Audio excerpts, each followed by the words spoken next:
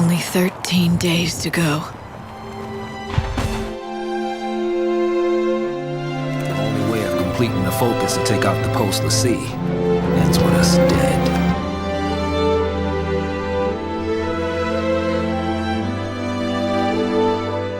Hello everyone! Welcome to PST Channel.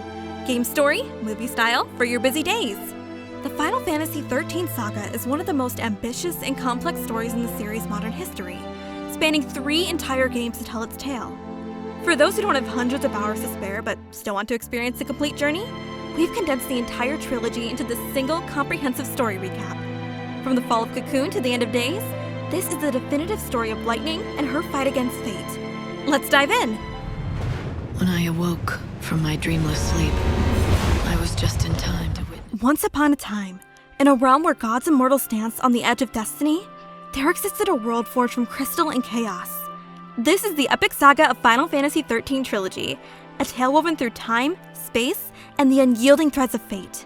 Gather close, dear listener, as I, your humble storyteller, unravel the intricate tapestry of Lightning, her companions, and the divine machinations that bound them. Right on cue. Snow. It's been a long time. The Final Fantasy XIII world, related to the Fabula Nova Crystallis mythology, the universe is divided into 2. The mortal world is the world of the living, and the unseen realm is the realm of the dead. Wynn is the mother of the god Bhunivelze, who is killed by her son and is cast away to the unseen realm, in order to conquer the mortal world. He believes that Wynn placed a curse on the realm of the living, and it'll be destroyed one day. Bhunivelze wants to seek the entrance of the unseen world, so he creates 3 gods and gets in slumber. During his slumber, the 3 divine beings, Pulse, Lindzei, and Etro, Pulse was tasked with seeking the door to the unseen realm, a gateway to eternity where Bhunivelze could awaken and rule forever. Lindzei was to protect him during his slumber, crafting the floating paradise known as Cocoon. Etro, however, was deemed flawed, born without power, and was cast aside, only to find solace in the chaos of the unseen world, where she became the goddess of death and rebirth. From these gods sprang the Fal'Cie, godlike machines imbued with fragments of divine power. The Fal'Cie at Pulse conquers the world below, known as Grand Pulse, a vast primal expanse teeming with monsters and ancient ruins. In contrast, Lindzei's Fal'Cie built Cocoon, a utopian sphere suspended in the sky, shielding humanity from the perils of Pulse. For centuries, fear gripped the people of Cocoon. Tales of Pulse's cursed l'Cie, humans branded by the Fal'Cie and given a focus, a divine mission, haunted their dreams. Failure to complete a focus turned one into a Seath, a mindless monster. Success crystallized them eternally. This dichotomy of paradise and peril set the stage for our hero's odyssey. Final Fantasy XIII, the fall of Cocoon and the defiance of fate. Our story ignites in the year AF0, after the fall, though that fall is yet to come. On the floating haven of Cocoon, enter Claire Farron, better known as Lightning, a stoic pink-haired soldier in the Guardian Corps, driven by unyielding resolve. Lightning's world shatters when her younger sister Serah is branded apostasy by the Fal'Cie Anima during a mysterious incident in Besiege, an ancient pulse ruin floating near Bodham. Serah is granted a focus, to destroy Cocoon, but she wants to protect Cocoon. Her mission is to gathering everyone who have a potential to fulfill focus, so she becomes crystallized after Lightning and the party found her. Lightning vows vengeance against the Fal'Cie and saves Serah. Meanwhile, Snowvillers, Serah's fiancé and leader of the rebel group Nora, storms the Besiege to rescue her. You all okay? Only for the Cocoon government, led by Sanctum and Primarch Galen Thesli, secretly the Fal'Cie Barthandelus in disguise, to initiate the Purge, a mass deportation of Bodham residents to Pulse under the guise of quarantine. Amid the chaos, Lightning resigns from the corps and boards the Purge train, crossing paths with Saz Katsuroy, a pilot searching for his son Daj, who was branded a Cocoon l'Cie by the Fal'Cie Kujata.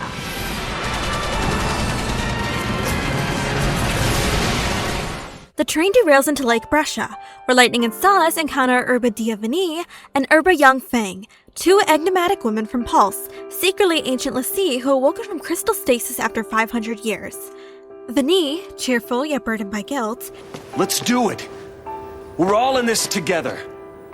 I'm gonna look. And Fang, fierce and protective, had been tasked centuries ago to destroy Cocoon, but they only cracked the Cocoon's shell, leading to their crystallization. Also joining is Hope Stein, a young boy whose mother died in the Purge, blaming Snow for her death. But later. Okay. And finally, there's Snow himself, brash and optimistic, fighting for Serah's honor. As the group converges at the Vestige, Anima grants them all Pulse l'Cie, granting them magic and Eidolons, summonable beasts like Shiva for snow and Odin for lightning.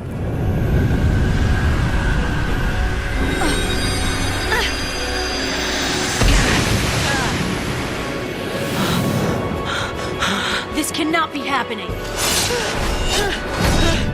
Look out!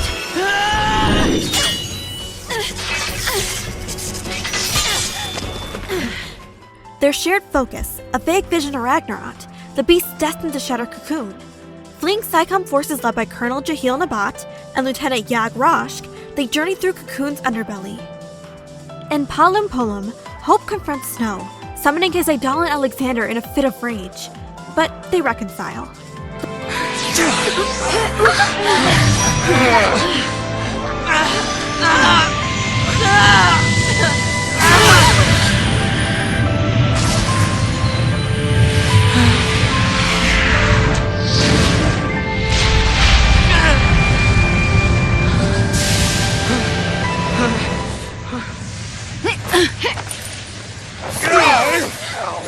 Later, Hope finally reaches his home and meets his father, Bartholomew. He confesses everything: his mother's death, his Lucille brand, and his fear of bringing trouble to their doorstep. But Bartholomew firmly embraces his son. "This is your home, Hope," he states simply, refusing to let him leave. I know. Chaos erupts as SciComm forces attack Bartholomew's house. Snow attempts to surrender, desperately explaining he doesn't want to be an enemy of Cocoon, condemning the Purge's cruelty toward civilians. But Director Rosh of SciComm coldly retorts that if any trace of Pulse remains, Cocoon will inevitably descend into chaos. The attack intensifies. Quiet! I gave no order! Thinking fast, Lightning instructs Hope to tie up his father, creating the illusion that Bartholomew is their hostage. The party fights back fiercely, and just in the nick of time, Ragia from the Sith Cavalry unit intervenes, providing them with an escape. In the vibrant city of Nautilus, Vanille and Saj catch a news broadcast about Lightning's group. Who surfaced in Palum Polum and attacked the city's citizens are still on the run from authorities. Public opinion has turned venomous. The citizens, whipped into a frenzy of fear, agree this l'Cie must be eliminated to prevent Pulse's contamination. Overwhelmed, Saj decides to turn himself in. His only hope is that the military will grant his final request, a chance to speak with his son, Daj. Vanille desperately objects, blurting out that she knows someone from Pulse is responsible for Daj becoming a l'Cie, and for the accident at the Uri plant. But before she can explain further, Sanctum soldiers surround them.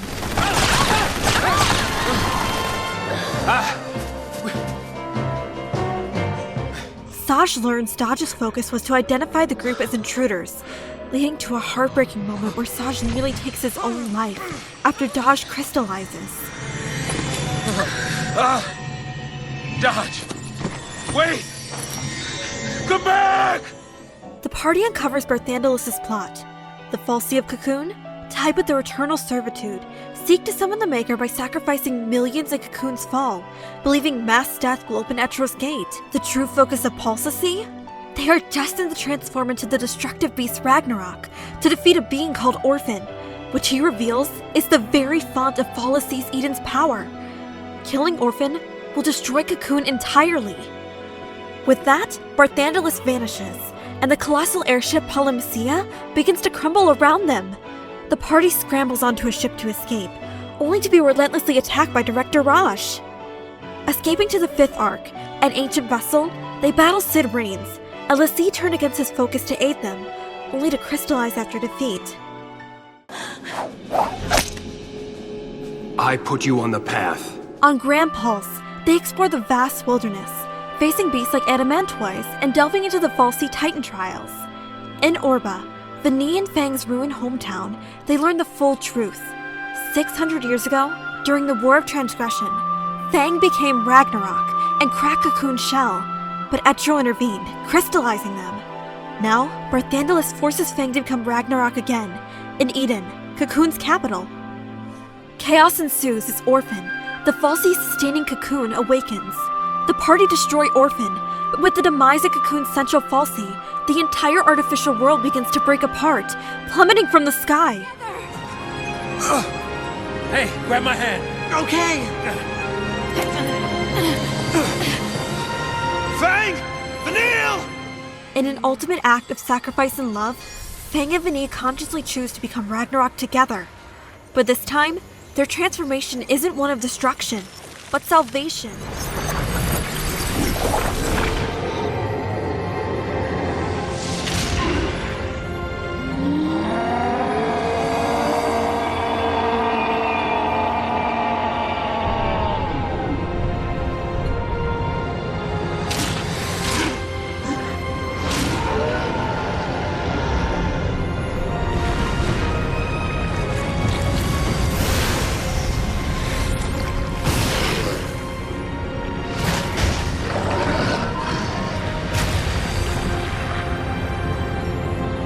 They merge into a colossal crystal pillar, catching the falling Cocoon, holding it aloft, preventing its utter annihilation and saving its people, though the effort crystallizes everything around them. Then, a gentle voice calls to Lightning, freeing her and the others from their crystal stasis. Cocoon's people, guided now by the United Psychom and Guardian Corps, are evacuated, beginning new lives on the vast, untamed lands of Grand Pulse. The Lysy brands of Lightning and her friends fade and disappear. Their true focus, the one they chose for themselves, is complete. Miraculously, Serah and Daj are restored from their crystal forms, reunited with their loved ones. Vanille and Fang, however, remain within the colossal crystal pillar, their sacrifice a silent, eternal vigil holding Cocoon aloft, a testament to hope and defiance against a cruel fate.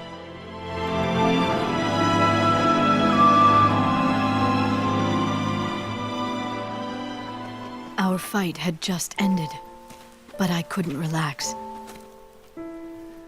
A new battle was about to begin.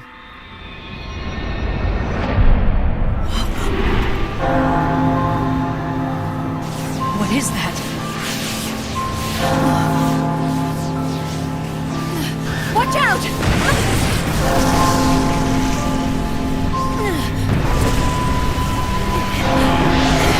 The events of that day tore open a portal to another world.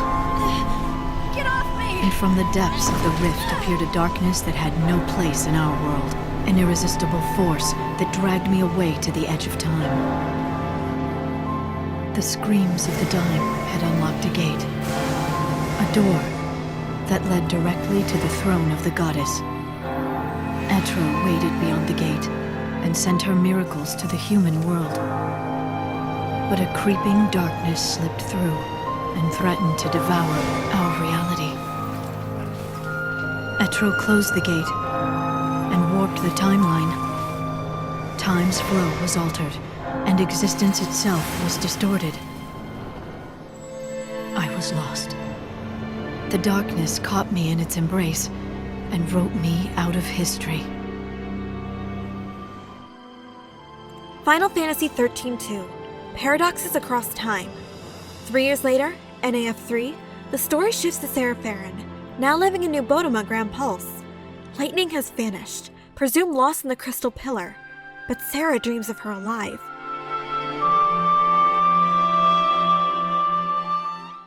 Noel Chris enters, a time traveler from 700 AF, the last human in a dying world.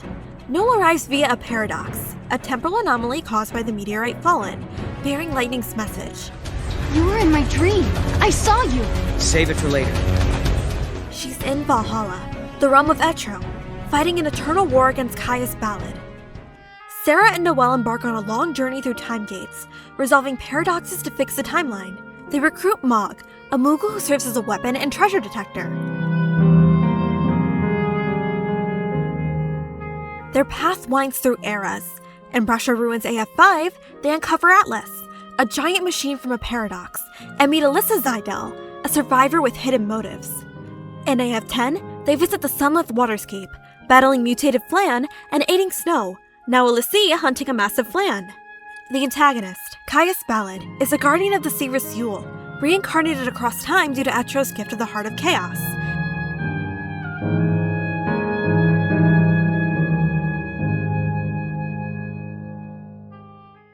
Each Yule dies young from visions of the future, cursing Caius with immortality. His goal is killing Atro and releasing chaos into the human's world via Unseen Gate, to freeze the time, ending the cycle of death and saving Yule. In Yacht's Massif, AF10, they meet multiple Yules and learn of Padra, Yule's ancient city. Adventures abound. In Aroba AF200, they fix temporal distortions with artifacts. In Academia AF400, a futuristic city overrun by Seath due to paradoxes, they confront Caius' proto-falsie, Adam. In Academia's head office, Hope explains he did start the proto-falsie project, but abandoned it after seeing Noel and Serah fighting it and screaming his name through an oracle drive. He invented a time capsule and leaped here to see the results and observe the 13th arc. Unfortunately, the time capsule broke after a single use. To find a way to levitate Cocoon, Hope abandoned restoring the old one and planned to build an entirely new shell, but struggled to keep it airborne. He's interested in how the arc stays afloat. Alyssa mentions investigating the 13th arc's levitation. Its reactor is powered by gravitation cores. They can use these cores for the new Cocoon. Hope asks Serah and Noel to collect these gravitation cores and chaos crystals, solidify paradox energy found via the Historia Crux. They must hurry. The war against Caius has begun. If there's one thing we're good at, it's looking for weird objects. We could use the help. With you two on the case, we'll have those cores in no time. Lightning fights Caius to protect Atro, but they must face him on two fronts, Valhalla and the human world. In 500 AF, the old Cocoon will collapse into pulse. The crystal pillar can no longer support it. By then, Hope and the Academy would have completed the new Cocoon, but Caius would intervene during its launch, smashing it into the old Cocoon, bringing both down. If they can change this prophecy, the true timeline will finally be restored. Noel and Serah find an artifact and leave to the Academia in 500 AF to save Hope's new Cocoon. The city is empty. The people may have evacuated to the new Cocoon. It's Caius' target. Noel thinks this is the moment Hope launches his new Cocoon. They confront Caius in his black Bahamut form. Hope leads an air force to rescue them. He lets them ride in one of his ships, piloted by Saz, who's now a time traveler, with his son Dash beside him. They fight Caius mid-air. When Caius slips, a portal opens in the sky. Hope follows them, but Serah asks him to stay and save Vanille and Fang. You're right. I'll see you on the new Cocoon. Don't be late. Count on it. Serah and No go through the gate. Odin picks them up. Caius appears and fights them. No overpowers him in a duel, telling Caius that Eula's reborn repeatedly because she wants to meet Caius again. It's not a curse for her. Think, Caius, think. Was it really a curse? Was it forced on her by Etro? Do you really think that Yule wanted to die and not come back? Of course not. Yule wanted to come back. Every time she died in your arms, she wanted to come back.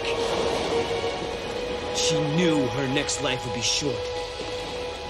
She knew! Because she wanted to see you. Again and again without end. Enough no more. Lies! Why won't you believe me?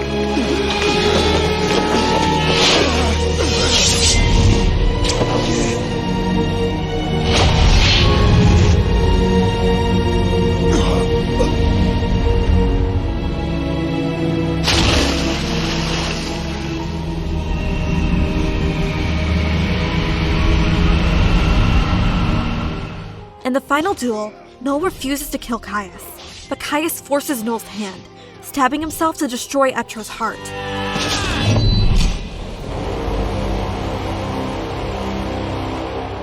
Give it up. I won't do it. Impressive. No! He who can change time must choose between those who die and those who live. You must bear the burden. The eternal paradox.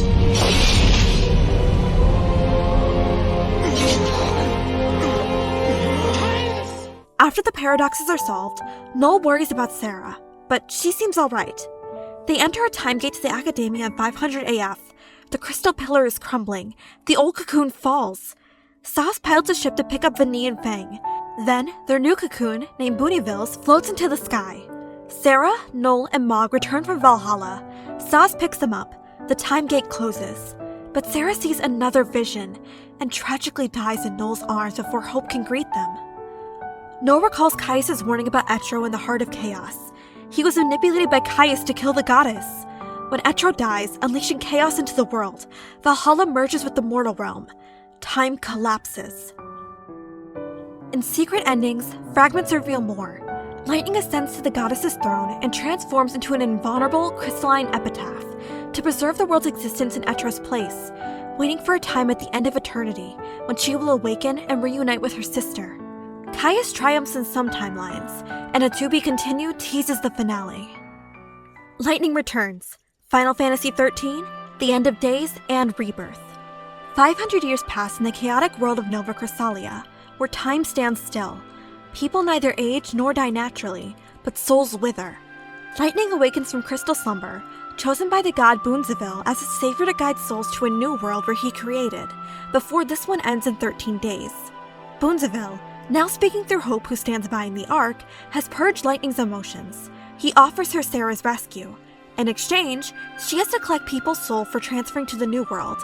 Lightning explores 4 regions: Luxorin, a Gothic city plagued by the Order of Salvation, who has a conflict against heretics called the Children of Etro; Yusnaan, a hedonistic place ruled by snow, now a despondent patron burdened by guilt; the Wildlands, a primal expanse with Hope's Ark and ancient ruins; and the Dead Dunes, a desert labyrinth hiding treasures. Lightning's Gamata system allows garment-based combat customization, battling monsters to extend the world's timer via Erida. She reunites with old allies. In Yusnaan, after creating a distraction by destroying a statue during a city performance to form a bridge, she breaches Snow's palace. She finds him behind a frozen gate, clutching Serah's pendant. Snow reveals he's containing the chaos in Yusnaan by absorbing it himself.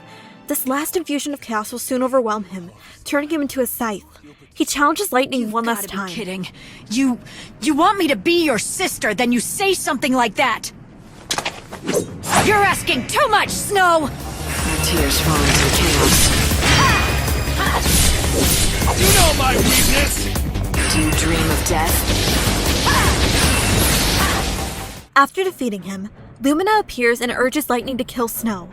Instead, Lightning beats him, trying to awaken his consciousness. He transforms into a scythe and attacks, but Lightning uses Serah's pendant to call him back from the brink. Snow regains his senses, admitting he had lost all hope and was only seeking a place to die. Lightning gives him a new purpose, a promise to bring Serah back, asking him to stay strong and help her until that day comes. Trust me. I just need more time. I need you. I know. To save the day. I'm on it, sis. I'm still the patron of Yusnaan, right? Lightning then finds Saz in the Wildlands. His son Dodge has been in a deep slumber for centuries, ever since the chaos came. His soul trapped in a coffer, and Lumina had told Saz he could reawaken Dodge by collecting enough soul fragments. He succeeds, and Dodge's soul is reborn. However, the child is too frightened to come back, sensing his father's desperation. Only when Saj finally relaxes and accepts the situation does Dodge gain his consciousness. With his burden lifted, Saj's soul is saved, ready to be reborn in the new world. Whoa!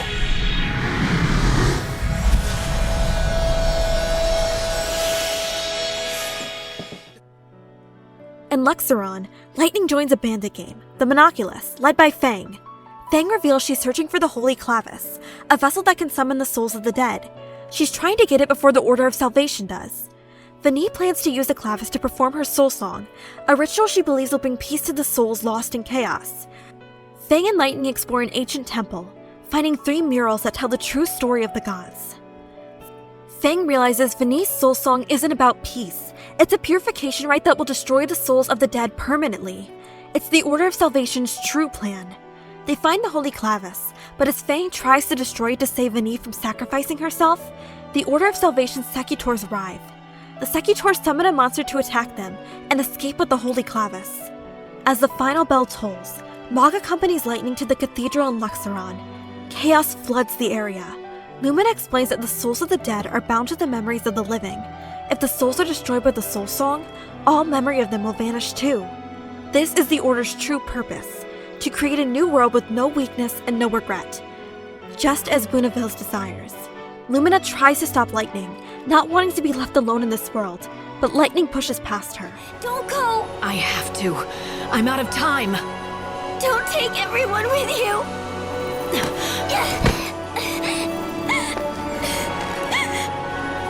Don't leave me all alone. On the way to the ceremony, Noel joins her, now understanding she's not on the Order's side. Knowing she defies the god to save Serah, he supports her. Lightning meets Fang. She tells her the Order's true, terrible plan. They reach Vanille just as she begins the Soul Song. Lightning and Fang tell her the truth. The dead don't want to be destroyed. Vanille, hearing their true cries, decides to stop. The Order's disciples try to force her, and the holy clavis bursts, its light threatening to destroy the souls. As Lightning rushes to save Vanille, snow crashes through the ceiling. Fang throws her spirit snow, telling him to destroy the clavis, and he succeeds.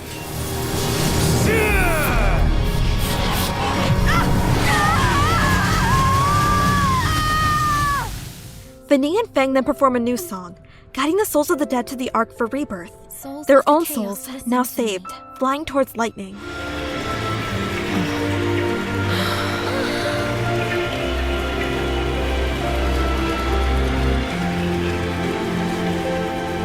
The souls of the dead are saved. Yule and Lumina appear one last time. They explain that Serah's memory has been kept safe inside Lumina. When Lightning awoke from the crystal, Bhunivelze cut Lumina out of her. But in doing so, Lumina saves Serah's soul. She releases Serah before disappearing with Yule, making Lightning's heart whole again. On the way to confront the god, Hope's voice explains Bhunivelze's plan. He can shape matter, but not souls. He needed the savior to gather souls for his new world. After her mission, he planned to make Lightning the new goddess of death to rule over the chaos and restore the cycle of rebirth, using her unique nature as a human who once held Etro's power. Lightning accepts the role of goddess, but only so she can kill Bhunivelze. He threatens to destroy the new world because of the tarnished souls of the dead have now entered it. He wants a world of perfect puppets with no past. Disgusted, Lightning resolves to slay the god.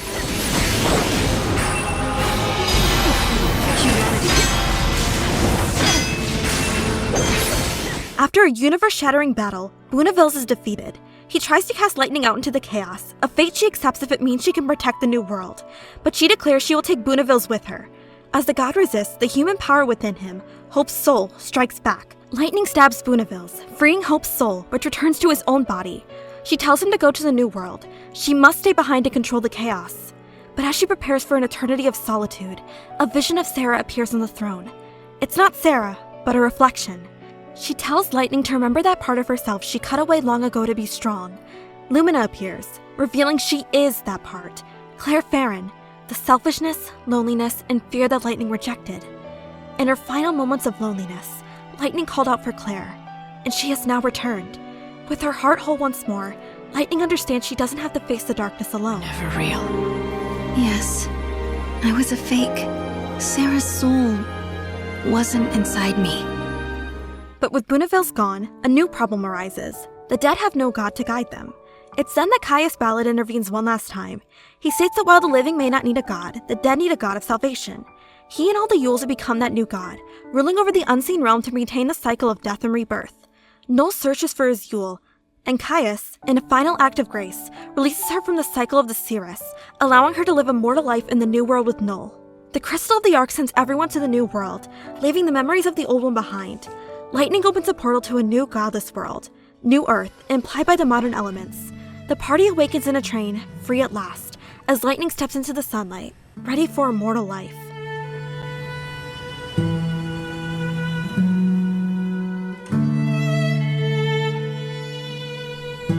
I only know